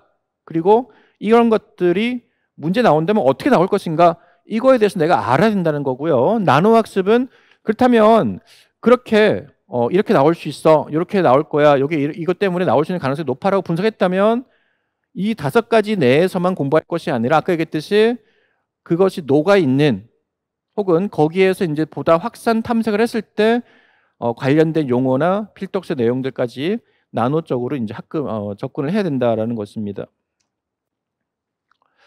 자, 그래서 이제 종합적인 설명들 좀 빨리 넘어갈게요. 자, 이러한 기본 이론의 중요성 전체 문항의 70%, 많게는 80%지만 예전에는 아까 제가 얘기했듯이 1차 컷이 70이 넘었을 때는 기본 이론서 80%까지 나왔어요. 근데 이제는 적게는 60, 이제는 많게는 70으로 이제 이렇게 고쳐진 겁니다. 단원별 핵심 내용의 정확한 이해 정리는 당연히 필수고요. 모든 응용 문제는 기본에서 비롯된다는 거 명심합시다. 올해 시험 나왔던 이런 그런 뭐 비평의 단계 묻는 문제라든가 거기에 관련된 교육학 학자의 이제 이론을 묻는 문제라든가 뒤에 그런 단계 문제도 전부 다 기본 비평 단계에서 응용으로 이제 연합된 거라 보시면 됩니다. 따라서 이러한 기본 이론 문항들만 정확하게 맞추어도 합격할 수는 있다. 이 부분은 명심해야 되는 게 아까 얘기했던 5가지 원칙 중에서 주기 반복도 확실히 잘 되면서 나중에 내가 실수하지 말아야 되고요. 기억이 안 나서 못 쓰는 그런 실수 같은 게 있으면 당연히 안 되겠죠. 철저하게 이제 반복 암기가 됐을 경우를 얘기합니다. 그래서 아까 제가 보여드렸던 제 교재 4권 있었죠. 그 4권이 바로 기본 이론서에 있는 외워야 될 핵심 내용들입니다. 자, 전 단원의 요모카. 이 요모카도 매년 제가 강조하고 있고 올해도 역시 굉장히 중시를 시켰는데요. 요모카는 왜 중요하냐? 여러분들이 예를 들어서 뭐 내가 올해 이제 뭐 이 교재를 이제 추가로 또 분석을 하고 싶어요. 그렇다면 여러분들이 이런 새로운 교재들을 볼 때는 항상 제일 앞에 있는 이 목차부터 일단 보면서 내가 이걸 계획을 짜나갑니다. 아, 이게 몇 개의 단원에 어떠한 분류가 되어 있는데 이거를 내가 그렇다면 각각의 이 차순, 목차별로 어떠한 내용들이 있구나라는 것을 먼저 파악하는 것이 이 구조화예요. 이걸 해야 체계적인 암기가 가능해지고요. 또한 이 시험은 보기가 없는 시험이기 때문에요. 요목화를 잘 할수록 머릿속에 또렷하게 그려질수록 목차가 여러분들이 답을 만들어가는데 어려움이 없다. 이건 기입형도 해당이 됩니다. 알겠습니까? 자, 이러한 구조의 핵심 목차화는 결국 뼈대다라는 거 너무나 중요한 부분이다라는 거죠. 자, 그리고 이제 반복 암기의 절대적인 힘. 이거는 거의 여러분들의 습관을 들이셔야 돼요. 그래서 여기서 필요한 게 이제 하루의 공부량인데요. 자, 아까 제가 얘기했죠. 처음 보는 내용과 용어를 반복 암기를 해야 된다. 과연 내가 하루에 몇 시간 동안 공부를 해서 이 1년이라는 기간 혹은 뭐 길게는 더 나아가서 2년, 짧게는 이제 뭐 한 10개월 이렇게 잡는다면 하루에 공부 시간이 어떻게 되느냐? 최근 합격하신 분들에 대한 평균을 한번 내봤더니 아까 제가 보여드렸던 역대 1차 컷 분포에서 70점 넘었을 그때 4, 5년 전에 비해서 공부량이 한 3, 4시간 더 늘어났습니다. 예전에는 한 하루에 평균, 그러니까 뭐 이것저것 밥 먹고 쉬고 이런 거 다 빼는 거예요. 오리지널 내가 책상에 앉아서 뭐 집중해서 공부하는 그 시간 평균 7시간에서 8시간이었는데 최근에는 작년 재작년 보니까 거의 이제 10시간 이상으로 올라가고 있습니다. 뭐 심지어는 11시간까지 공부를 하기도 하고 12시간도 나오는데 어쨌든 확실한 거는 7, 8시간에서 10시간 이상으로 올라가고 있다라는 거예요. 왜냐하면 보셨잖아요. 그만큼 공부에 할 양들이 깊이가 많아지고 깊어지고 있다라는 겁니다. 그래서 이거를 내가 1년이라는 각 달 1, 2월, 3, 4월, 5, 6 이렇게 전 달에서 어떻게 내가 돌려갈 것인가에 대한 내용은 저는 이제 눈송이 법칙이라고 봐요. 산 언덕에서부터 처음에는 기본 이론서에 있는 요만한 그죠? 동그란 이 눈이 굴러 내려가면서 저 밑에 있는 시험 보는 그날까지 굴러서 눈이 굉장히 커지는데요. 이때 중간중간에 어떠한 그런 돌기라든가 바위에 부딪혔을 때 이게 깨지지 않으려면 여기서 얘기하는 중간 돌기나 바위 같은 어떤 특정한 상황은 이제 슬럼프를 얘기를 합니다. 혹은 갑자기 잘 안 될 때가 있어요. 공부가 깨지지 않으려면 제일 첫 단계의 기본서에 대한 요목함인 핵심 암기의 제일 속에 있는 돌멩이가 전부 다 단단하게 뭉쳐 있어야 된다라는 거죠. 이게 이제 계속 굴러와서 그러한 작은 슬럼프들 다 건너뛰고요. 밑에 있는 시험 보는 그 일까지 왔을 때, 평지에 왔을 때는 가장 큰 눈송이가 만들어진 상태입니다. 그래야만 내가 이제 시험 볼 전투를 볼 준비가 된 거예요. 그래서 그런 거에 되려면 여러분들 철저하게 이 시험의 메커니즘은 보기가 없는 주관식 시험이다라는 것을 명심하시고요. 무한 반복해야 된다. 여러분들의 기억은 유한합니다. 분명히 지금 아무리 잘 외웠어도 다음 달에, 2달 뒤에, 반년 뒤에 까먹어요. 알겠죠? 그러면은 내가 그걸 어떻게 유지해 갈 것인가. 그래서 제가 얘기하는 주기적 암기의 습관화는 이 137 학습법을 매년 강조하고 있는데요. 요거는 쉽게 얘기해서 1시간 공부한 거 바로 2시간째 넘어가지 마시고요. 1시간 공부한 거 잘라서 10분 동안 다시 한번 복습 암기를 하세요. 그리고 또 1시간 하고 또 10분. 이렇게 하면 이제 3시간이 뭉쳐지면은 3시간 공부한 거를 다시 묶어서 30분 동안 다시 재복습. 그러면 이제 하루를 이렇게 보면은 이제 복습까지 치면은 7시간 공부를 했을 거예요. 그리고 마지막 1시간까지 추가해서 오늘 배운 거를 전체를 1시간 학습을 하면 총 8시간 학습이 될 텐데요. 아까 제가 10시간으로 말씀을 드렸었죠. 여기에 있는 요 분량이 기본적인 분량입니다. 내가 8시간을 기준으로 갔을 때 이 부분들이 철저하게 된다면 괜찮은데요. 지금 공부할 양들이, 용어들이, 도판들이 점점점 많아지고 있는 추세이기 때문에요. 그만큼 분석해야 될 필석도들이 많아지고 있다. 그렇다면 여기에서 여러분들이 1이, 그죠? 숫자가 조금씩 늘어나는 거예요. 1이 2가 될 수도 있지만 어쨌든 기본은 이게 자세입니다.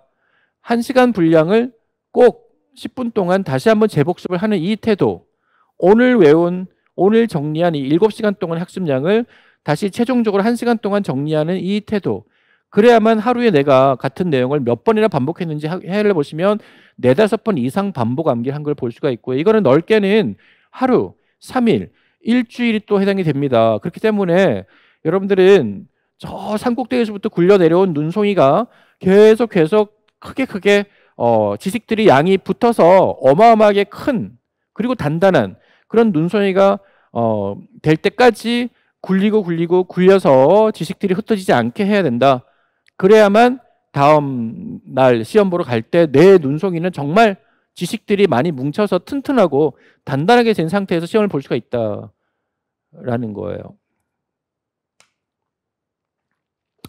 자, 그래서 이렇게 내가 공부를 할 때는 쓰고 확인해라. 이 주관식 시험의 필수는 여러분들 자필로 서술을 해야 됩니다.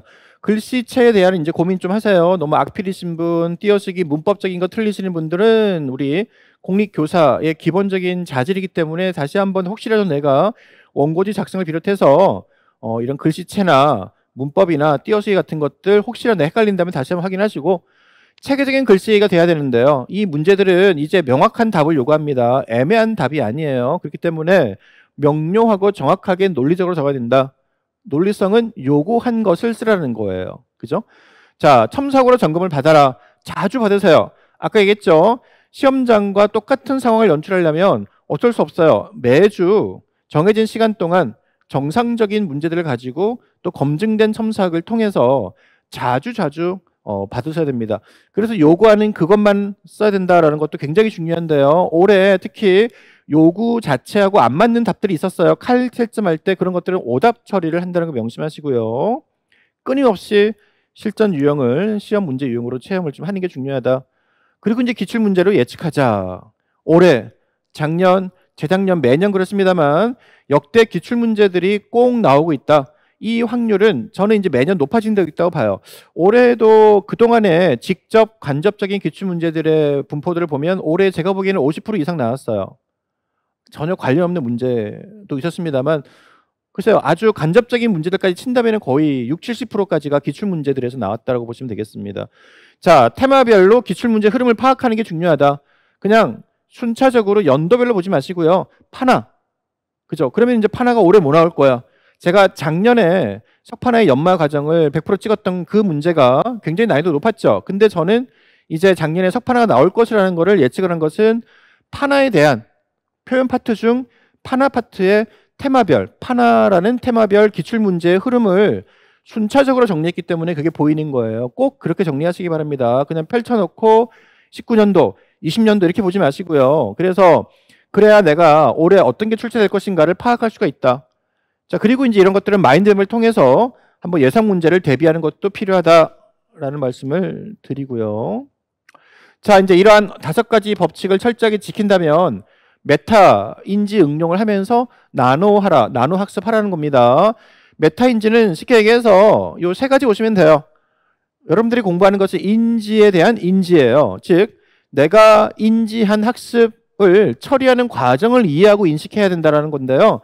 쉽게 얘기해서 예전에 객관식은 그냥 내가 학습한 것만 잘 모아두면 됐어요. 근데 지금은 내가 인지한 그런 처리 과정, 이게 이 문제에서는 내가 외운 거는 이만큼인데 이거에서는 이렇게 물었어요. 그럼 내가 얘를 어디다가 어떻게 가공해서 넣어서 쓸 것인지가 바로 처리하는 과정이에요.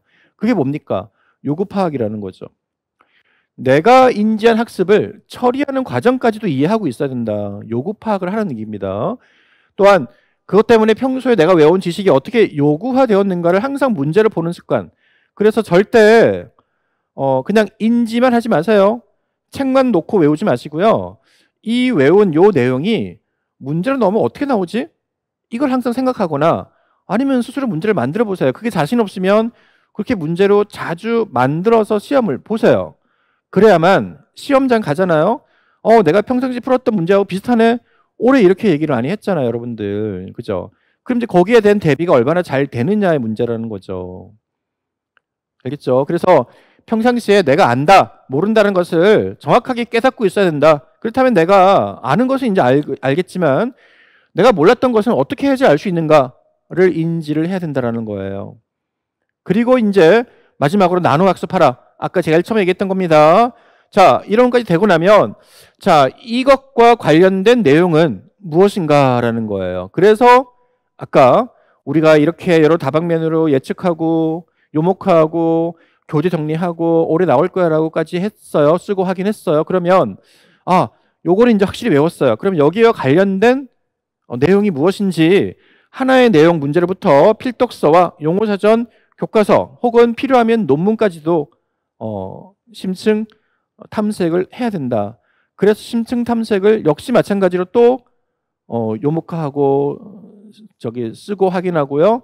따로 이제 서브노트에 붙여놓거나 해서 관련 내용으로 이제 지식의 폭을 넓혀야 된다라는 것입니다. 자, 그리고 이제 뭐 최근에는 임용 실기가 다변화되고 있으니까 요 실기 얘기는 이제 제가 그냥 건너뛰기로 하겠습니다.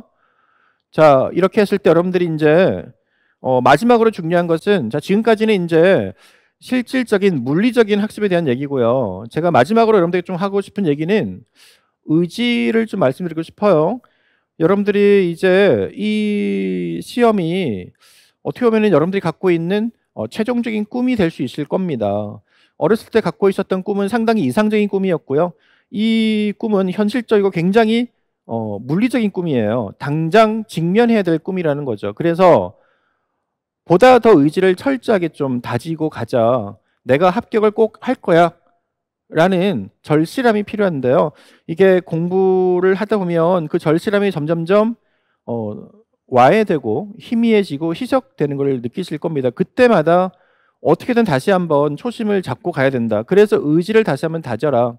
그래서 제가 이제 보여드리는 게 올해 21학년도였죠. 이제 작년이었네 벌써. 전체 수석 합격하신 분의 이런 합격증 같은 경우를 복사해서 방 안에 걸어 놓으세요. 그리고 책상 곳곳에 붙여놓고 내가 꼭 합격할 거야 라는 그런 신념, 의지를 좀 다시 한번 다지라는 거죠. 이게 이분이 작년에 교육학위 19점에 전공이 60이었잖아요. 전공만 60이었잖아요. 다른 지역이 1차 컷이 57점, 58점이었는데 이분은 전공만 60, 교육학위 19니까 합산 79점이잖아요. 이게 어떻게 가능한 점수입니까? 지금 이 시험에서. 이 전국 수석을 했고 뭐 당연히 서울 수석이고 그죠? 열심히 한 만큼 결과가 나옵니다. 나도 저렇게 될 수 있다라고 생각을 하시고 뭐 실기도 서울 치고는 못한 거 아니네요. 그죠? 25.67. 그죠? 어쨌든 의지를 다지기 위한 방식 이런 합격자들의 어떤 점수 합격증 같은 거 붙여놓거나 아니면 어떤 글귀를 써서 나만이 볼 수 있게 좀 해놓고요. 뭐 2차에 대한 점수에 대한 얘기들인데요. 이런 거 붙여놓기도 하고 의지를 좀 다져라. 자, 그 사람이 이제 평상시에 썼던 첨삭 답 드립니다. 전국 수석이면 할만하겠죠. 어떤 이유든 간에 분명히 거기에 맞는 내용 정리 및 암기가 되실 겁니다. 굉장히 글씨가 아주 단단하고요. 또박또박하고 지식이 굉장히 잘 아무러져 있다라는 느낌을 제가 채점에서 항상 받았는데요. 자, 뭐 이런 기역, 리을, 디귿, 리을에 종류 쓰는 거, 그죠? 가나 기호 쓰면서 이제 조선시대 그 우리 전통 신석기에 이제 토기 종류 적는 것 등등 해가지고요.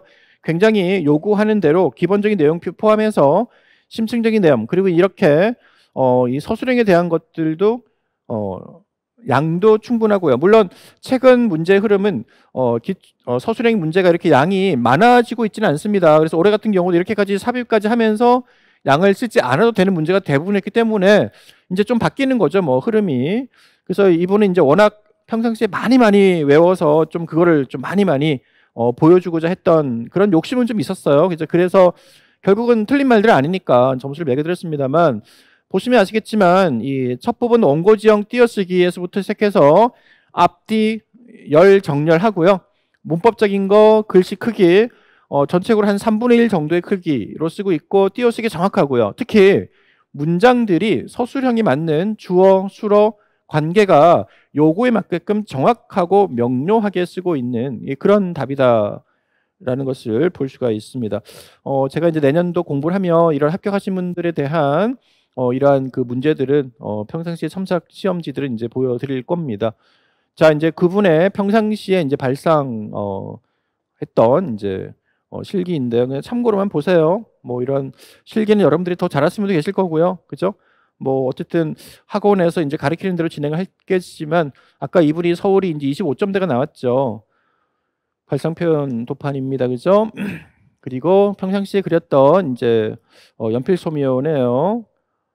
어쨌든 그냥 참고만 하시고, 뭐 이런 색감, 묘사력, 뭐 서울 같은 경우는 아시겠지만 이제 단순히 객관적인 묘사만 요구하는 것이 아니라 어떤 다른 제재를 제시하면서 약간의 상황적인 부분들을 연출을 같이 하게 이끄는 문제겠죠, 그죠?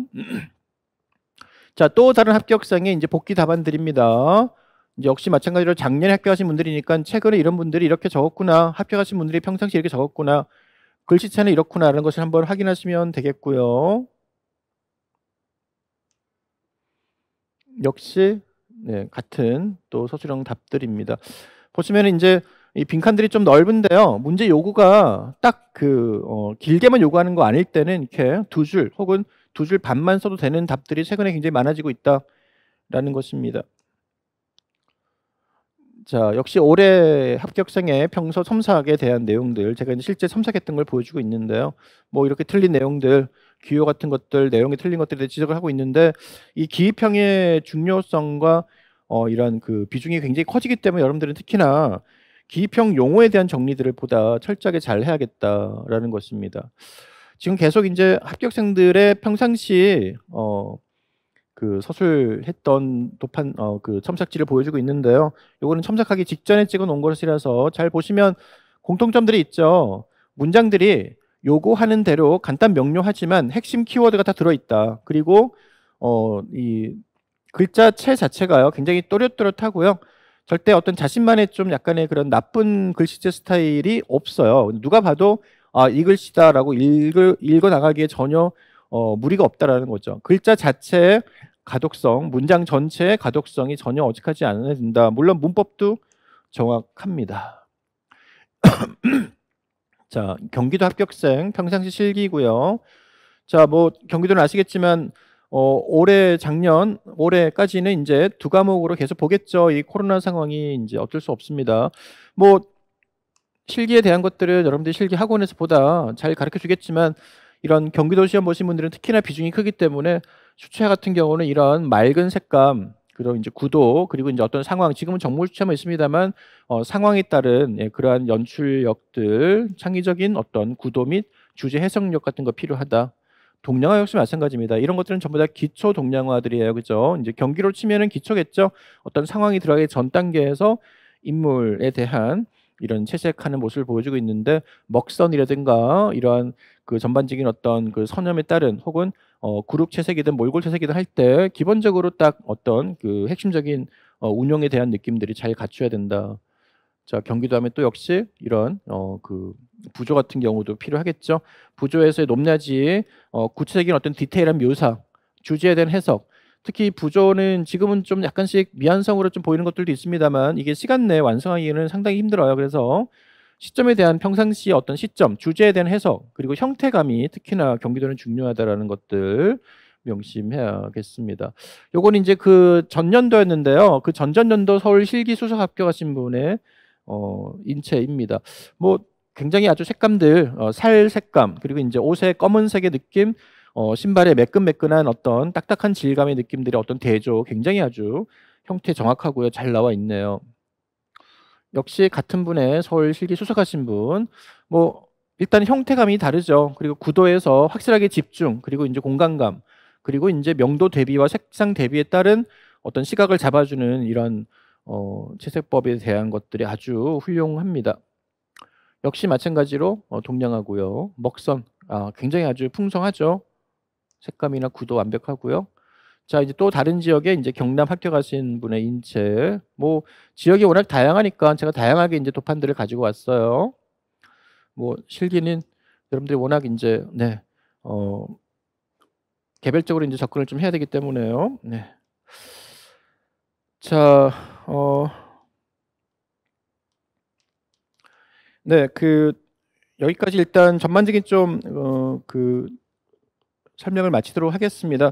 그 최종적으로 좀 강조하고 싶은 내용은 아까 제가 제일 처음에 설명드렸던 이 학습에 있어서 이제 여러분들이 가장 중요한 의지를 다지면서 어떻게 이제 공부를 해나갈 것인가에 대한 그런 물리적인, 신체적인, 육체적인 이런 반복 학습에 대한 효과성을 이제 강조하고 싶은데, 나도 이렇게 합격할 수 있어라는 생각을 처음부터 확실하게 다져가면서 아까 제가 앞에 설명드렸던 그런 5+1의 법칙 및 최근의 흐름상 꼭 필수로 해야 되는 그 학습 방식, 즉 기본적인 것만, 교재 내용만 혹은 문제 나왔던 그런 것들만 풀지 마시고 거기에서 좀 더 한 단계 더 나아가서 해당되는 관련 용어와 필독서와 이런 것들을 더 확산해서 나아가야만 내가 이런 나도 최종적인 합격에 성적표를 받을 수 있다라는 것입니다.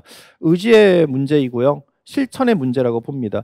여러분들이 할 일은 의지는 다 갖고 있어요. 그게 희석되지 않게 하시고 실천을 해나가느냐, 그리고 얼마나 철저하게 실천을 해나가느냐, 중간에 끊이지 않느냐입니다. 그리고 효과적으로 이제 확인을 해나가느냐의 차원으로 보시면 되겠습니다. 자, 우리 이것으로서 23학년도 합격 전략 특강을 마치도록 하겠습니다. 나머지 구체적인 어떤 학습에 대한 상황들은 저희 카페라든가 아니면 저한테 개별적으로 이제 전화 문자를 주시면 언제든지 저는 상담을 해드리니까 제 수강생이 아니어도요, 부담 갖지 마시고 연락을 주시기를 바라겠습니다.